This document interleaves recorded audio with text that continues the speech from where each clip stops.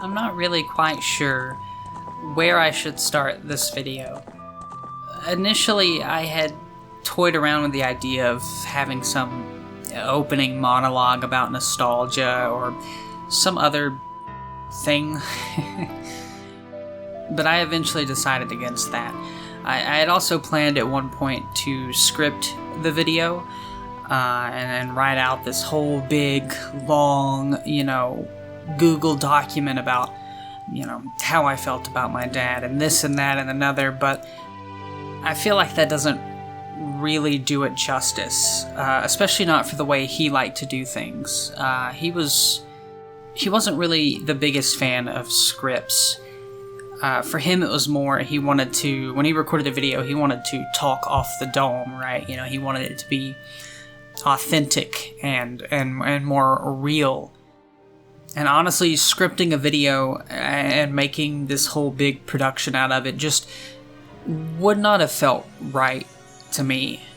So I opted to just hit record and just say whatever happened to come to my mind. I figured that would probably be the best way to honor him. My dad was someone who was very involved in my content, even if he, only ever showed up in a couple of different videos. He was a constant supporter, of everything I did on this channel. He watched every video I put out, and he gave his honest-to-God criticisms on a lot of them. He would tell me if he thought, a video was maybe too long, was too short, whether he thought certain parts of it were funny, whether they weren't funny. He would give me his honest feedback because he just wanted to see me put out the best things possible. And he would always tell me, I think eventually you need to do a video where you just talk unscripted, because I was very big on scripts, right? We would do videos together, like the Tears of the Kingdom video, for example. And we'd brainstorm ideas for it, like, let's do like a stupid like shitpost video where, we're like, it's actually a prequel, and we're just like pointing out all this like random evidence and stuff. And I'm like, okay, well, I'll write my part of the script and I'll write your part of the script. And I'll write the part where you answer to me. And he would always be like, no, it's fine. Like, just give me like 3 words, like 3 guiding words, and just let me talk off the dome, right? Like just let me go at it. I don't need a script.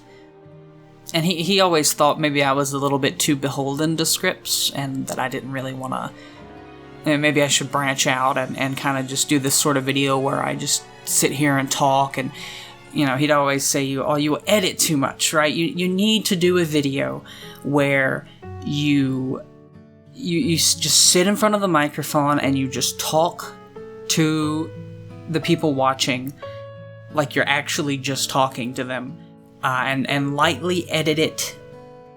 And I think that would go over really well, and I definitely took that advice to heart, but it never really was quite the video, quite the type of video that I wanted to make.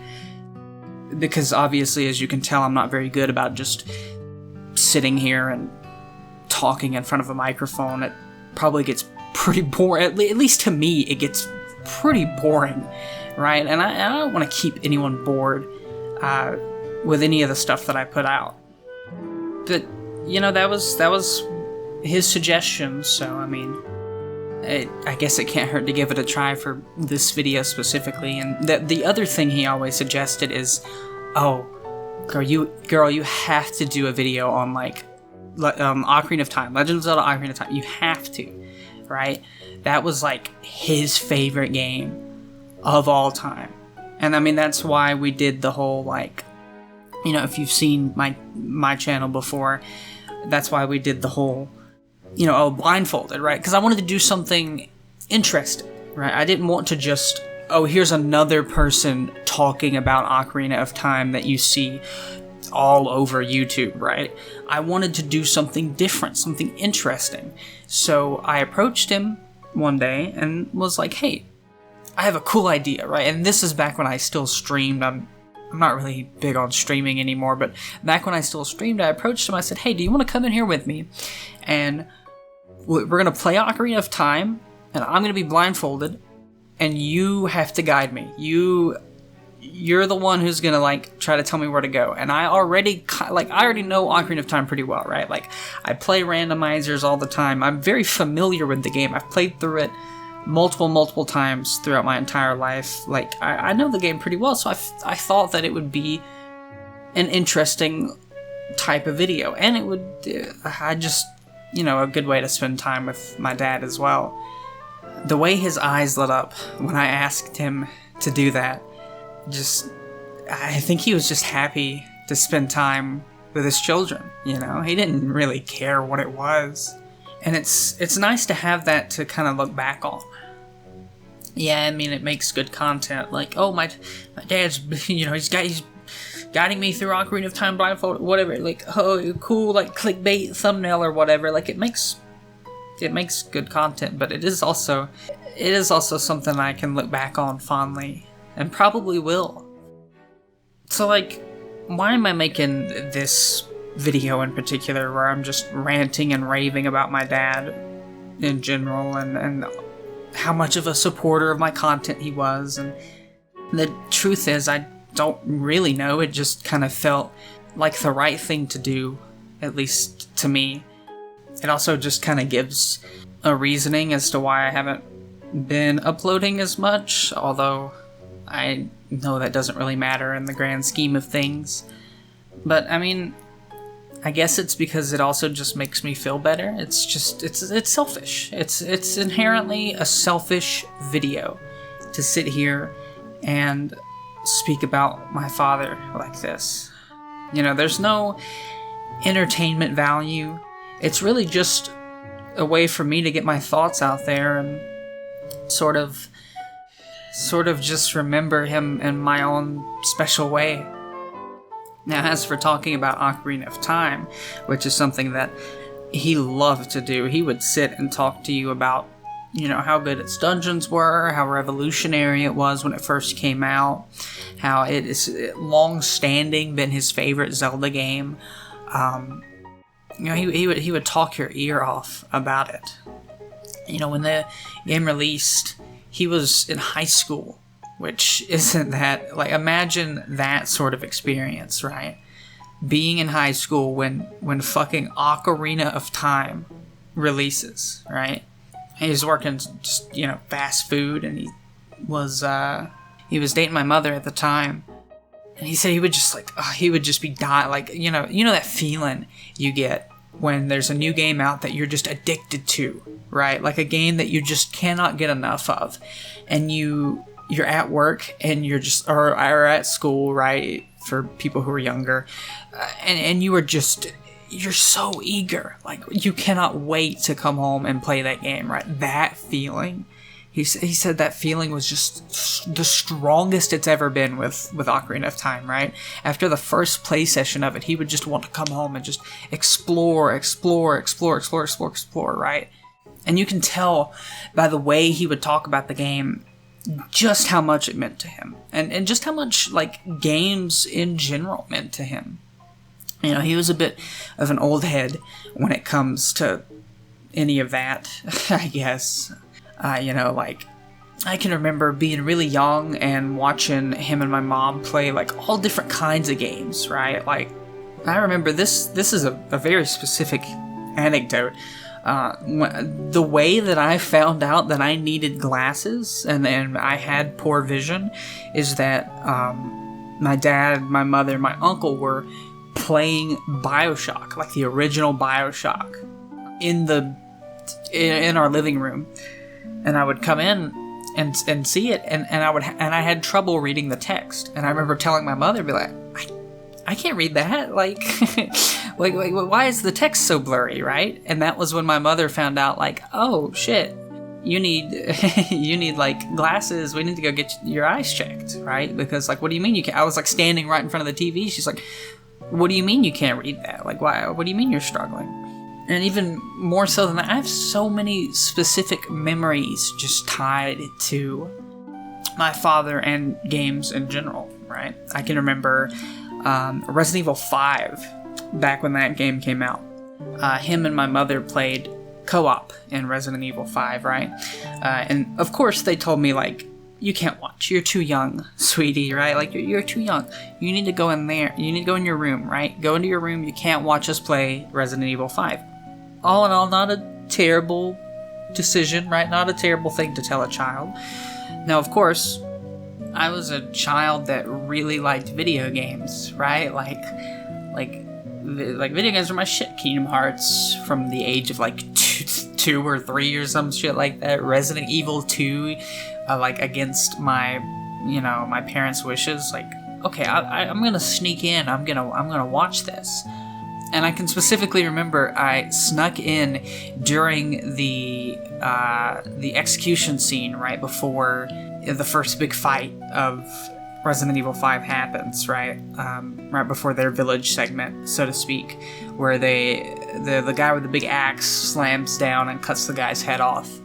And I can remember sneaking and seeing that. And as soon as I saw that, I like immediately turned around and ran back into my room because I was like, oh, okay, I get it, right? That's why they didn't want me watching, because, oh my god, right? Like, it didn't like traumatize me or anything, but it's like, okay, maybe I should have listened to them, right? Like, for sure. And I could go on and on and on about specific memories I had with my dad relating to gaming, and a lot of it always comes back to Zelda, right? And some of the fondest memories of our time together would be playing Breath of the Wild and Tears of the Kingdom. Somehow the stars aligned and our free times managed to line up to play both of those games. My father was a very big night owl. He would often, stay up until 2, 3, 4 a.m. And so, like, back when Breath of the Wild came out, like in 2017, right, I'm in high school. This was like the new Zelda, right? We'd been hearing from people like, holy shit, this game is gonna like change your life, right? Like, it is the shit, right? When it first came out, that's all you heard from people were like 10 out of 10s, 10 out of 10s. Oh my god, this is crazy. So obviously we got that shit like day 2, right? Day 2 or 3 of it released, and like we were like, no, we need this. And so I would get home from work a lot of times, and I would get home at like 10:30 p.m., right? From closing at fucking McDonald's or whatever, right? Whatever. And he'd be sitting there waiting, and he'd be, all right, your mom's asleep. We're gonna have to be really quiet, but like, let's play for a couple hours, right? And we bust out the Wii U. We didn't even have a Switch at the time, right? We had the fucking Wii U version of it. We'd bust out the Wii U. We'd hammer away at Breath of the Wild. And I can still remember the first time we played it together. You get through that big, giant, like, opening section where it's like, oh, da da da da da, and it shows off, like, Death Mountain in the distance and shit like that. And it does like the little, the little cover art sort of thing. It does the cover art thing. And we like almost instinctively looked at each other. And he looked at me and he was like, I wonder if this game has fall damage.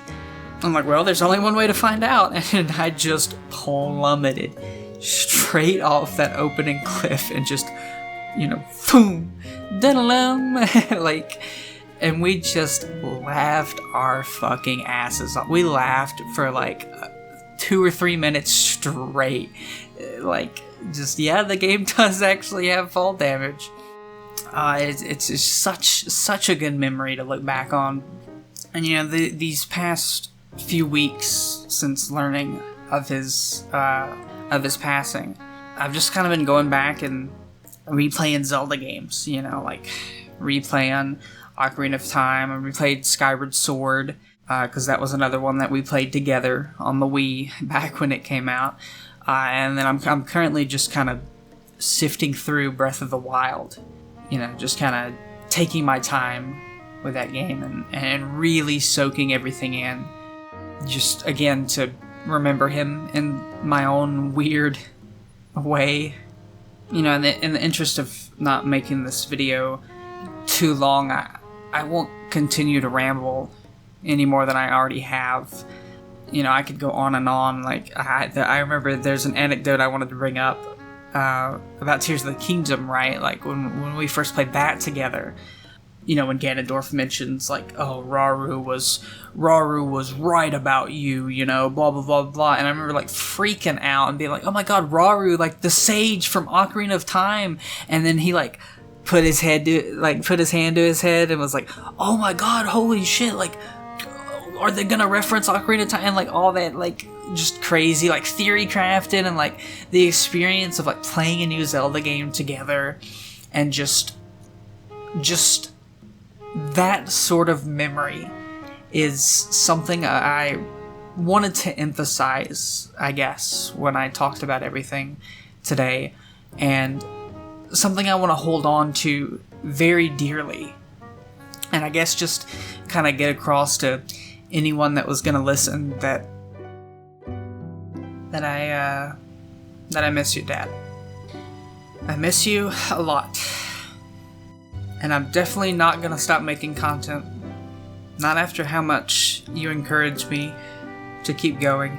Even when I would release a video and it would get 10 views and I'd be so discouraged. And you would cheer me up, say you gotta keep making stuff. And normally I end all of my videos with some, stupid cutaway joke and then, fade out. And then it's like, oh, thanks for watching, and it's like some stupid, like, end of joke bit, right, to really make something stick. It'll look really weird as well when you see this video, and then the next video is gonna be like a fucking stupid Overwatch or like Deadlock video or something, right? Because I'm gonna go right back into making content. But yeah, I think I'm just end this video as normal as I can. No stupid cutoff bit or anything like that. And I guess just end it with what I said earlier. I miss you, Dad. And I'm gonna keep making stuff. Even if it's just for a couple of 100 people, I'm gonna keep making stuff. It might be some of the stupid shitposty stuff I've done before, or it might be, the more analytical review kind of video essay style stuff I've done, but I'm not gonna stop. I'm gonna keep going, and both because I want to, and both in honor of my father. With all that being said, sorry for the weird out-of-place video, but it is also my channel, and I can upload what I want. So, thank you to everyone who watches and supports me, all of my close friends, especially you, Frank. Shout out. And fuck it, just fade to black, I guess.